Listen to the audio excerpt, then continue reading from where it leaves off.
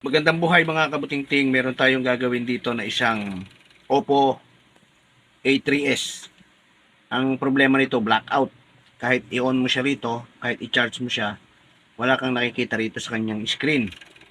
Ang problema nito mga kabutingting, nagcha-charge yung battery, nakita natin dun sa ating schematic.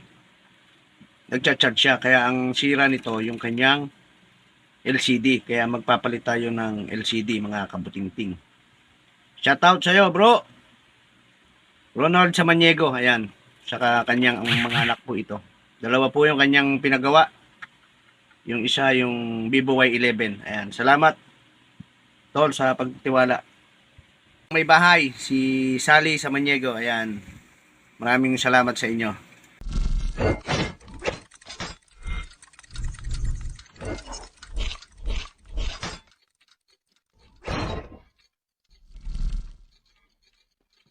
Una nyong gagawin, kailangan nyo ng mahiwagang susi at tanggalin nyo yung kanyang SIM tray.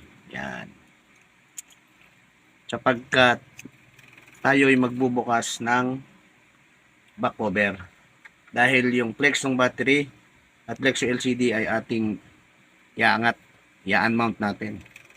Kaya una nyong gagawin, dito itulak nyo lang siya rito. Yan. Magkakaroon na siya ng siwang. Ayan. Kaya mga kabutingting, kapag ka nasungkit yung ganyan, tulad ako, pwede ko nang kukuhin. Kuko na yung ginagamit ko. Ayan. Paikot yan.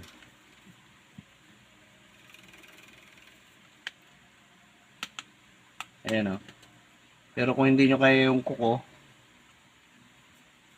gamitan nyo ng pansungkit. Ayan. Pangalawang gagawin, yung kanyang mga tornilyo. Ito yung mainboard natin. Tanggalin natin yung kanyang cover. Ayan. Tanggalin natin yung mga tornilyo para mai-unmount natin yung kanyang battery flex saka yung LCD. Dahil yung flex ng LCD ito mga kabutingting ay nandito sa ilalim. Kaya obligadong magtanggal tayo ng board cover. Ayan, medyo marami-rami yung tornilyo niyan. So, kaya-kaya nating tiyagain yan.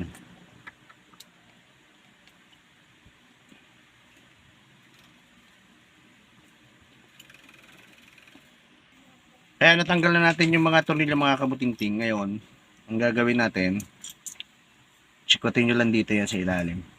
Ayan. Para, yan. Tapos, ang gagawin nyo, iangat nyo, ito yung flex ng battery. Tapos, ito yung flex ng LCD. Yan. Pangatlong gagawin natin, itong plastic na to, yan. Tapos ito, yung green. Tatanggalin natin itong battery mga kabutingting. Hihilahin nyo lang siya. Medyo may puwersa.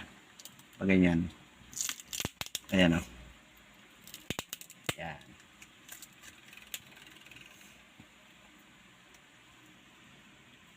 Pagkatapos nyo tanggalin yung battery, hilahin nyo lang yung flex ng LCD natin. Ngayon ito medyo mga angat na eh. Hindi na natin siya ihahatir. Ang gagawin natin, gagamitan na lang natin siya ng curve.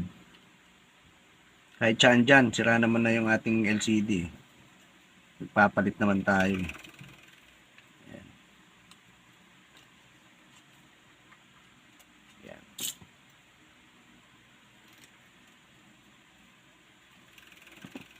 Kaya mga kabuting-ting, natanggal na natin. Ngayon, ito yung ipapalit natin. Ngayon, ito yung ipapalit natin. Ayan. Parehas siya. Diba? Ayan. Kaya, bago natin siya idikit, itatrial muna natin siya. Ikabit natin. Ayan. Wala pa siyang adhesive mga kabuting-ting ha. Tapos, kabit natin yung kanyang flex. Ayan, naikabit na natin yung flex. Sunod natin yung kanyang battery.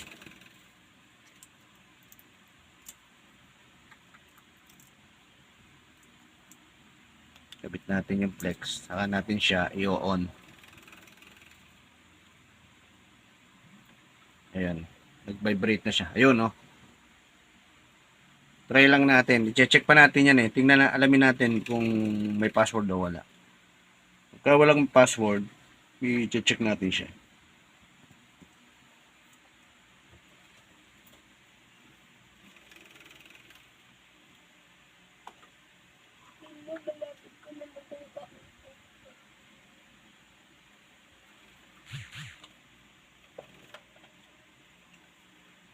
Ayan mga kabating-ting, oh. Bumukas na siya. Tingnan natin kung... Ayun, walang password. Kapag ganyang walang password, kumuha kayo ng isang application. Halimbawa, itong photo. Tapos, igalaw niyo siya. Taas, baba. Kapag ganyan gumagalaw yung mga natatapatan niyang mga application, ayan. Ibig sabihin, okay yung ating LCD. Ayan, oh. Bawa, itong TikTok. Taas, baba nyo lang na ganun. Tapat-tapat nyo. Ayan. Ibig sabihin, okay yung ating LCD. Try natin sa camera.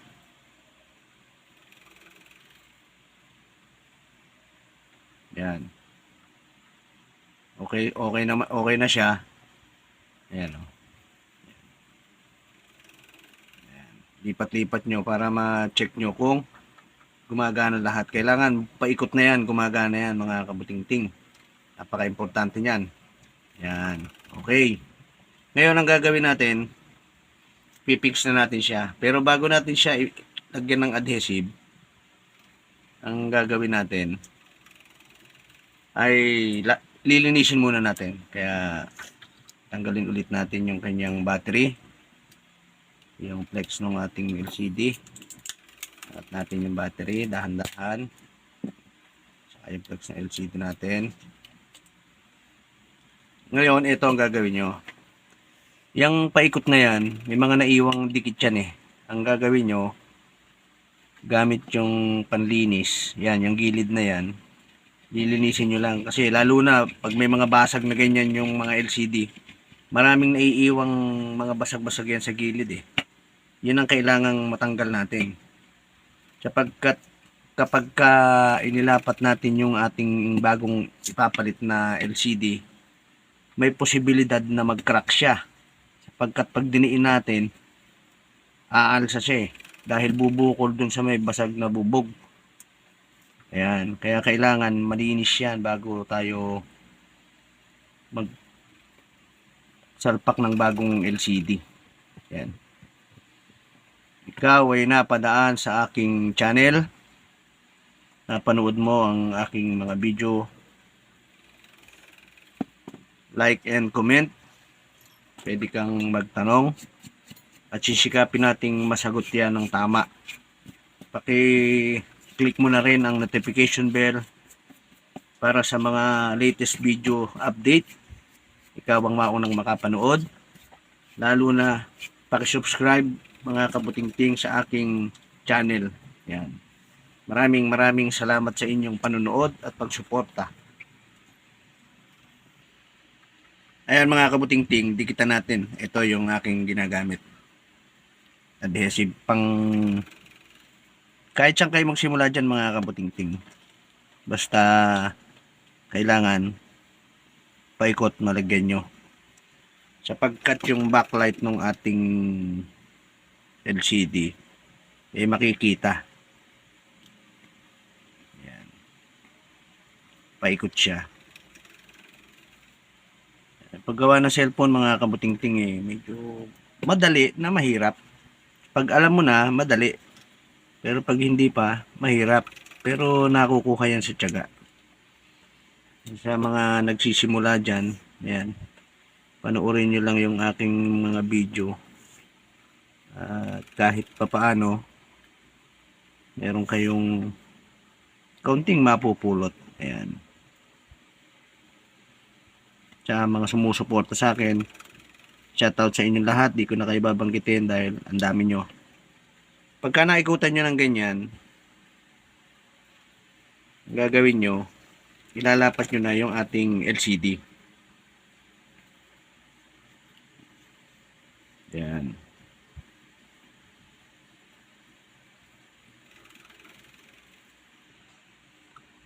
Ayan mga kabutingting, naikutan na natin. Ilapat na natin yung ating LCD. Yan. Sa paglalapat, ang gagawin nyo, itutulak nyo lang to. Tulak nyo ng pataas. Yan. Tapos pababa. Para doon sa mismong guide niya sa kanal, lumapat. Yan. Makikita nyo naman yan eh. Mararamdaman nyo naman yan eh.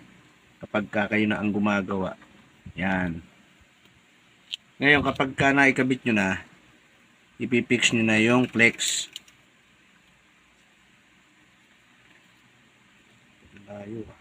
Ngayon, naikabit na natin yung flex. Isunod natin yung battery. Yan. Ikabit natin yung flex. Tapos, ikabit natin yung ating back cover. Ayan mga kabutingting, nailapat na natin. Ngayon, ikabit na natin yung tornilyo. Pwede na nating ikabit yung back cover natin mamaya pagkayari bago tayo maglagay ng clamp, sapagkat lalagyan natin siya ng clamp mga kabutingting kalahating oras. Ayan, ikabit natin lahat ng tornilyo. I-check nyo lang mabuti mga kabutingting kapag kinabit nyo yung tornilyo, sapagkat lahat ng tinanggal nating tornilyo kailangang maikabit natin lahat sapagkat may kaukulan yan kaya nilagyan ng tornilyo. Ang liit na bahagi pero ang dami niyang lalagyan ng tornilyo, di ba? Check lang natin, meron pa tayong dalawang kakabit. Ayan.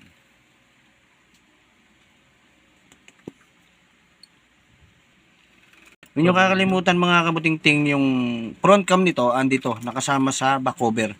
Kapag ikinabit nyo to, ididiin nyo to bago nyo tornilyuhan. Yan. Ngayon, isusunod na natin yung ating back cover. Linisin lang natin ng konti. Konti lang. Okay.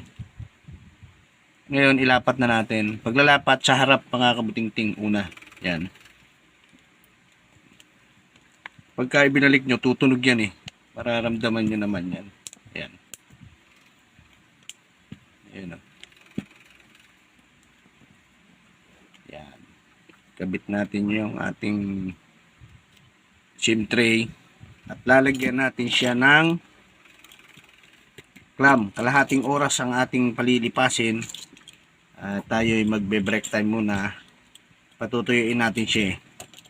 Kailangang matuyo siya para lapat na lapat yung ating LCD. Yan. Hintayin lang natin mga kabutingting kalahating oras. Higpit lang natin ng kasarapan. Yan. Okay, kung wala kayong clamp, pwede yung goma o kaya yung iba ang ginagamit tape. Yan, maraming pamamaraan eh. Ayan mga kabutingting kalahating oras. Tanggalin natin at lilinisin natin yung ating ginawa.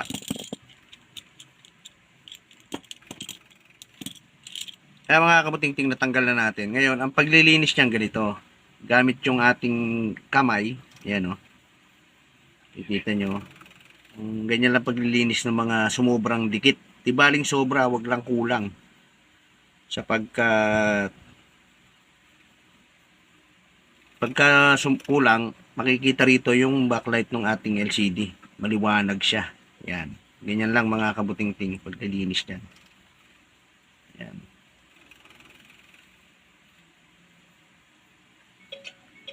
Ngayon, ang gagawin natin pagka nalinis nyo ng ganyan, yan. Ang gagawin nyo, i-try nyo na ulit. I-on nyo siya. On natin. Yun. Bukas na. Hintayin lang natin ng konti. Ayan mga kabuting-ting, oh. On natin. Yan. Yan. Okay na. Gumagana siya lahat. Ayan, oh. Kahit saan nyo siya, yun.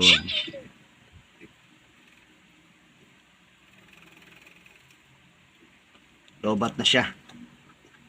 Yan. Okay na mga kabuting-ting. Magagamit na no anak ni Brother Ronald Samaniego. Ayan.